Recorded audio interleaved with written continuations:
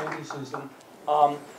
Just a procedural note, we'll listen to the next presentation and then we'll open it up for questions after that so that we have both presentations. But as Dr. Purcell was talking, I couldn't help but think in terms of the cultural aspect and whether there are differences in how we approach conflict resolution between perhaps an emotional culture and a pragmatic culture. And perhaps today we may have a little bit of an understanding of that. At least we'll be able to perhaps appreciate if there are cultural differences between emotional and pragmatism that play a role in that. But next, I think I would like to hear from Dr. Gutierrez. Orlando? Well, good morning. First of all, I want to apologize for being here slightly late. Dr. Purcell's presentation was excellent. I'm glad I listened to most of it. What I want to do is precisely pick up where Dr. Purcell left off, of where she mentioned, which is a perception of territorial disputes from within the emotional logic of the nation states. And that's what Guantanamo has to do with Cuban imagery and Cuban understanding of itself. And I think it strikes to the fact that there's, Dr. Arcel was mentioning, there's pragmatic reasons and there's emotional reasons. In the life of a nation state, both are very powerful. And both combine, and oftentimes it is the emotion which defines what is pragmatic or what is useful. As I sit here and I think about Guantanamo Naval Base, as I prepared for this conference, I went over some of the literature I could find of past Cuban governments. And it strikes me that as I sit here and I watch and I look at the different presidents of Cuba, every single Cuban head of state, with the exception of Estrada Palma, who had too many things on his plate, every single Cuban president, and I found it remarkably interesting, every single Cuban president has insisted on addressing the issue of Guantanamo and on having Guantanamo Naval Base returned to, or given to, or recognized to Cuban sovereignty. I have Dr. Pedro Roy here, who's a renowned Cuban historian. Feel free to correct me at any time. Every Cuban state has demanded a resolution of the Guantanamo dispute.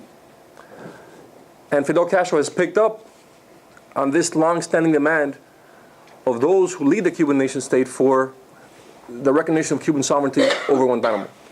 It is particularly interesting to me that in spite of all the propaganda and all the ideological confrontations of the Cold War, the governments of Batista from 40 to 44, of Grau, of Prio, and then Batista again, even after the coup in 1952, insisted on addressing the issue of Guantanamo.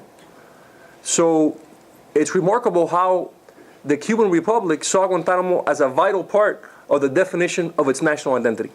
And Fidel Castro picked up on this demand when he began to insist on the devolution of Guantanamo. I think he picked up on it because it was a long-standing claim of Cuban nationalism.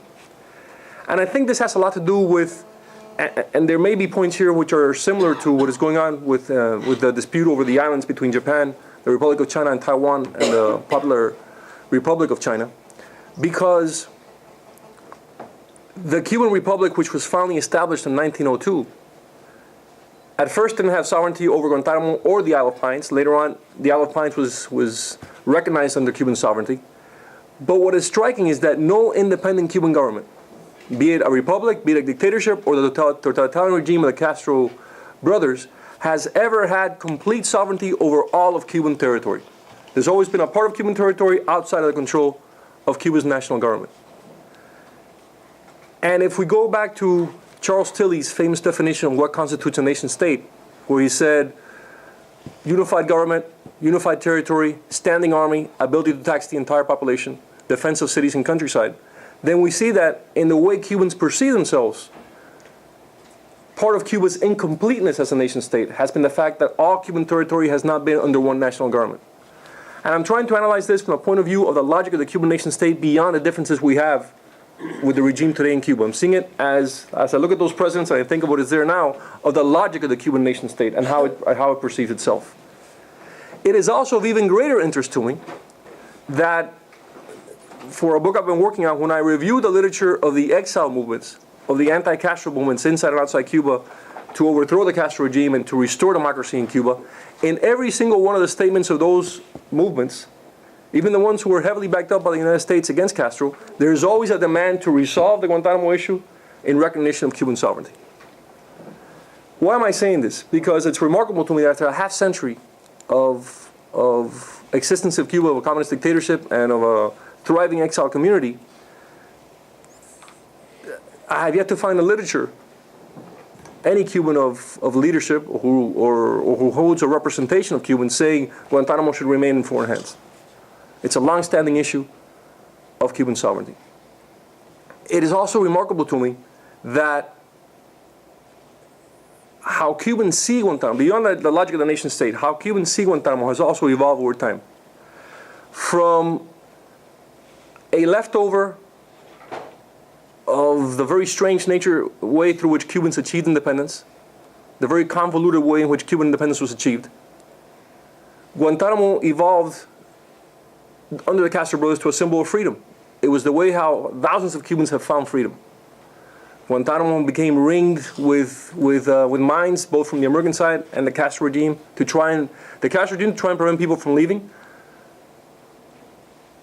And those mines are still claiming lives in Cuba to this day. It's amazing how it's still going on. And the Americans mined Guantanamo in the Cold War idea of a possible Cuban invasion, or Castro-led invasion of Guantanamo. From a focal point of the Cold War confrontation over Cuba, Guantanamo became a central piece, or a very important part of the war against terror, a very controversial part. And Cuba became a footnote to Guantanamo within that scheme of things. I believe that Guantanamo is a very complex nationalistic issue for Cuba. It is today suppressed by more immediate issues, such as the issues of human rights violations in Cuba, of the controversy over the embargo, but it is there, and it should not be dismissed. And it will reappear at any moment. And it's interesting enough also that one of the lesser known parts of the very controversial Helms-Burton bill, which has been so debated, one of the most interesting parts to me of the Helms-Burton bill is the Helms-Burton bill calls for the return of Guantanamo to Cuban sovereignty once a freely elected government is established. That was included as part of American law. So I think that the importance of Guantanamo, to me, is that it can serve as a powerful symbolic weapon. Instead of weapon, a powerful symbolic tool for any American administration to promote democracy within Cuba. And I'll explain what I mean by this. Certainly, one of the pillars of the psychological control of the Castro regime of the Cuban people has been Castro's manipulation of Cuban nationalism. He took certain key topics that were present in the political discourse of the Republic, and he turned them into instruments of consolidation of his regime. Guantanamo was one of those. He also used this very pragmatically, because right after September 11, 2001, when the Castro regime feared some kind of backlash from the Americans, Raul Castro quickly said, no, they can do with Guantanamo whatever they want, and if they take terrorists there, we'll make sure they don't get out. So they were willing to use Guantanamo in a utilitarian manner. But I think a very powerful tool would be that the United States government addresses one of those issues of Cuban nationalism, which I think certainly is present in the Cuban armed forces, and reminds the future of Cuba and the possible predominant actors within the institution of the armed forces that U.S. law calls for the return of Guantanamo to a freely constituted Cuban government, to a freely elected Cuban government. This, of course, runs into internal issues in the U.S. Within America's new perception of its international security, and within the logic of the war against terror, Guantanamo has come to play a pretty important role. And when I have discussed this issue with people in the United States government, they say, well, one of the main obstacles to this kind of public proclamation of Guantanamo's future lies within the American armed forces and the role they see for Guantanamo, even in the future. I think the issue of achieving a stable democratic government in Cuba is far greater than what are temporary security mandates for Guantanamo. I think that the need to address nationalism as one of the binding knots of the Castro regime would give us a far more realistic policy towards Cuba. And also the fact that the desire for democracy in Cuba, the desire for free elections, the desire for respect for human rights is very much tied into Cuban national identity. I believe that at a strategic point in time, it would be very important for any American administration to stand up and clearly say, Guantanamo, we have no long-term interest in Guantanamo. U.S. law mandates the return of Guantanamo to a freely constituting Cuban government. And when there is a freely elected Cuban government, Guantanamo will be returned. That will mean that some future Cuban government, elected by the Cuban people, will be the first government of Cubans in Cuban history to control all of Cuba's national territory.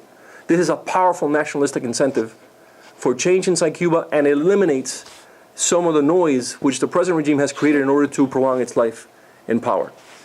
I don't believe that we can dismiss the Guantanamo issue. I believe it's a dormant but powerful issue in U.S.-Cuba relations. I think it must be addressed in as much as we understand which have been the main principles, the main guiding forces of the Cuban nation state as such. And I believe it would help to partner the United States and Cuba in the construction of a future democratic republic. So, thank you.